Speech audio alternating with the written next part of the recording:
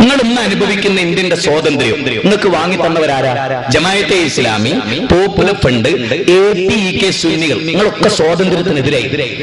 വസ്തുതാപരമായി ഞാൻ തെളിയിച്ചുതരാം. ഞങ്ങളുടെ നേതാക്കന്മാർ പോരാടി കിട്ടിയ സ്വാതന്ത്ര്യം ഞങ്ങൾ ഇന്ന് അനുഭവിക്കുന്നത്. ഞങ്ങൾക്കിവിടെ സ്വാതന്ത്ര്യമില്ല.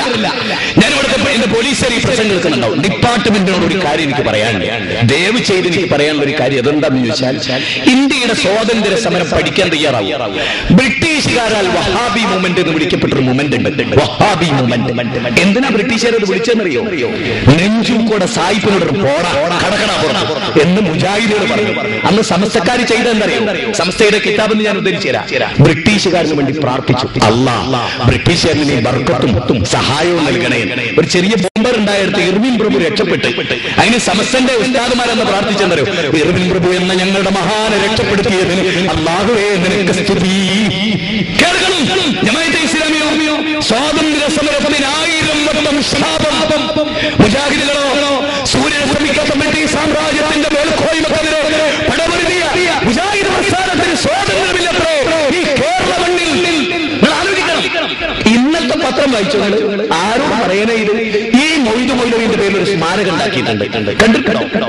ഈ മൊയ്തു മൗലവി ആരാ? ഈ മൊയ്തു മൗലവി EKAP ജമാഅത്തെ ഇസ്ലാമി കാക്ക അല്ല.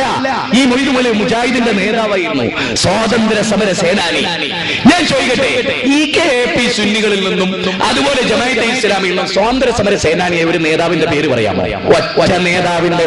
ജമാഅത്തെ ഇസ്ലാമിക്കാർക്ക് സ്വാതന്ത്ര്യത്തിൽ പങ്കെടുത്ത ഒരു ജമാഅത്ത് നേതാവ്, ഒറ്റ ജമാഅത്തിനെ നൂറുകണക്കിന് ആളുകൾ ഉദ്ധരിക്കുന്നു. സ്വദേശാഭിമാനി രാമകൃഷ്ണപിള്ള നിങ്ങളൊക്കെ അറിയും. സ്വദേശാഭിമാനി രാമകൃഷ്ണപിള്ള എന്ന അഡ്രസ്സുള്ള മനുഷ്യൻ ഉണ്ടാക്കിയ ഒരു മനുഷ്യനുണ്ട്. അതാരറിയോ? വക്കം അബ്ദുൽ ഖാദർ മൗലവി. ആരാ വക്കം അബ്ദുൽ ഖാദർ മൗലവി? പഠിക്കണോ? കേരളത്തിന്റെ സ്കൂളിലെ EKAP ജമാഅത്തൊക്കെ പഠിക്കുന്ന സ്കൂളില് സ്വദേശാഭിമാനി രാമകൃഷ്ണപിള്ളയെ പറ്റി പഠിക്കുമ്പോ ഒരു മുജാഹിദ് പണ്ഡിതനെ പറ്റി പഠിക്കാതെ നിന്റെ പരീക്ഷ പൂർത്തിയാവൂല. മനസ്സിലായി? വക്കം അബ്ദുൽ ഖാദർ മൗലവിയെ പറയാതെ ചരിത്രം പൂർത്തിയാവില്ല. മുഹമ്മദ് അബ്ദുറഹ്മാൻ സാഹിബ് അദ്ദേഹത്തിന്റെ വലിയ സിനിമ എടുക്കുന്നവരെ കേരളത്തിലെ ആളുകൾ ചിന്തിച്ചു. ഞങ്ങൾ അതിനോട് അനുയോജിക്കുന്നില്ല. ആ മുഹമ്മദ് അബ്ദുറഹ്മാൻ സാഹിബ് മുജാഹിദായിരുന്നു. മനുഷ്യരെ മുജാഹിദായി. മനസ്സിലായി? മുജാഹിദ് നേതാക്കന്മാർ നേടിത്തന്ന സ്വാതന്ത്ര്യങ്ങളെ കയ്യിലുള്ളത് മുസ്ലിങ്ങളിൽ. അമുസ്ലിങ്ങൾ ഒരുപാട് 41. അതിൽ ബാക്കി ഞങ്ങളൊക്കെ ഇവിടുത്തെ സമസ്തയും ജമാഅത്തെ ഇസ്ലാമിയും സ്വാതന്ത്ര്യത്തെ എതിർത്തവരും സ്വാതന്ത്ര്യ സമരത്തെ എതിർത്തവരും ബ്രിട്ടീഷുകാരുടെ പാട്ടുകാരുമായിരുന്നു. നിങ്ങൾ മറക്കരുത്. നിങ്ങൾ എന്നിട്ട് നെഞ്ചൂക്കോടെ വെടിയുണ്ടകളെ ഏറ്റുവാങ്ങി സ്വാതന്ത്ര്യം വാങ്ങി തന്ന ഇന്ത്യയിൽ മുജാഹിദിന് പ്രസംഗിക്കാൻ പട്ടാളത്തിറക്കേണ്ടി വരുന്ന ഒരു ഗതികേട്. ഞാനിത് വളരെ വികാരത്തോടുകൂടി പറയണം. എന്തൊരു വേദന! ഈ നാടിന് സ്വാതന്ത്ര്യം നേടി തന്ന ഒരു പൗരന്റെ മുഖത്ത് ചവിട്ടുക. മഹാത്മാഗാന്ധിയെ വധിക്കുന്നതിന് തുല്യമായി ഇത്. ഇന്ത്യൻ സ്വാതന്ത്ര്യ സമരത്തിൽ പോരാടിയ ഒരു പ്രസ്ഥാനത്തിന് ഒരു പ്രസംഗം ചെയ്യാൻ പോലീസിനെ വിളിച്ചെത്തി ഇതാ സാർ ഇവിടെ പ്രശ്നമാണെന്ന് പറയേണ്ട ഒരവസ്ഥ. ഇത് ഡിപ്പാർട്ട്മെന്റ് ഓർക്കണം. ബാക്കി ഞങ്ങൾ കൊടിയേരി ബാലകൃഷ്ണനെ പോയി കണ്ടു. ഞങ്ങൾ സംസാരിച്ചു.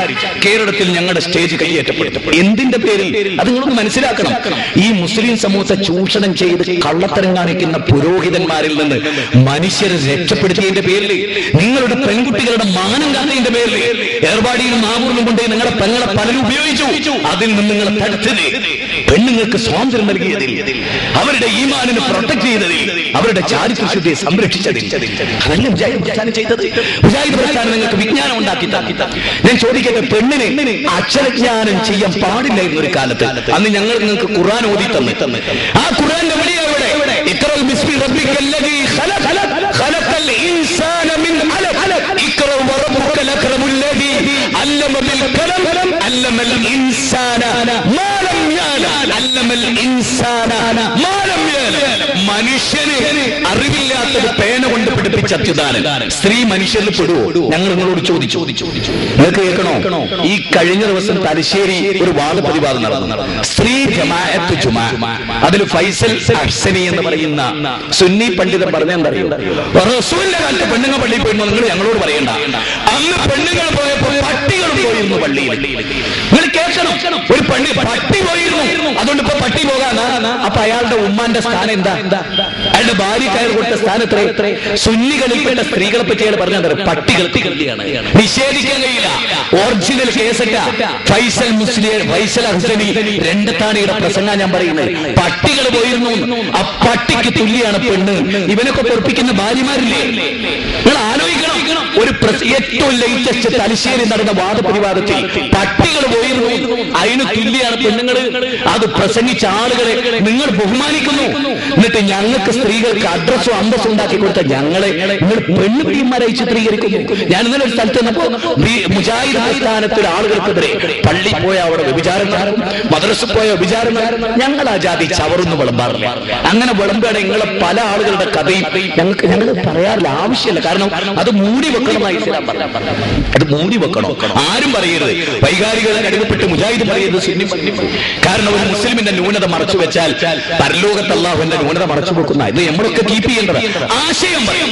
പാറനൂർ പിപിയും മൊയ്തീൻകുട്ടി മുസ്ലിയാർ ശിർക്ക് പറഞ്ഞാൽ നമ്മളത് പറയും, ബിദിയത്ത് പറഞ്ഞാൽ അത് പറയും. നേരെ പാറനൂർ പിപിയും മൊയ്തീൻകുട്ടി മുസ്ലിയാർ ഒരു ഹറാമ് ചെയ്തിട്ട് ഇറങ്ങി വരാൻ പറയില്ല. അതിന് പറയാൻ പാടില്ല, അതിന് ചെയ്താൽ പോലും പറയാൻ പാടില്ല. ഞങ്ങൾ നിങ്ങൾ ചെയ്താൽ പറയാൻ പാടില്ല. ഇസ്ലാമിന്റെ നിയമം അങ്ങനെയാണ്. അതൊക്കെ ഒന്ന് പഠിക്കണം. ആവശ്യമില്ലാത്ത വാശി വൈരാഗ്യമൊന്നും ആവശ്യമില്ല.